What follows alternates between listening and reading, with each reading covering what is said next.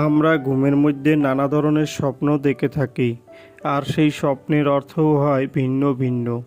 আজকে আমরা আলোচনা করব, স্বপ্নে যদি কেউ চালনি দেখতে পায় তাহলে সেই স্বপ্নের কী অর্থ হবে।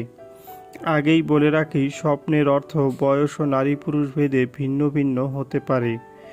কেউ যদি স্বপ্নে দেখেন চালনি দিয়ে চাল চালতে, তাহলে ওই ব্যক্তির আয় উন্নতি বৃদ্ধি পাবে।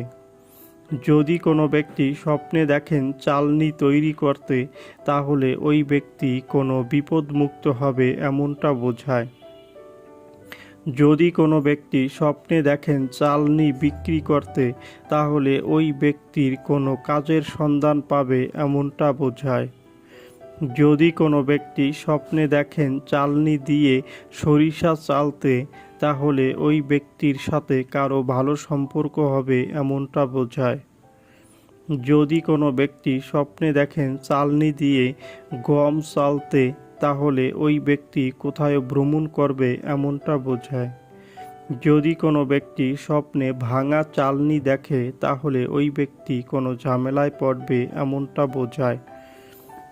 যদি কোনো ব্যক্তি স্বপ্নে দেখেন কারো কাছ থেকে চালনি ধার নিয়ে আসছেন, তাহলে ওই ব্যক্তি কোনো ঋণগ্রস্ত থাকলে সেই ঋণ মুক্ত হবে এমনটা বোঝায়।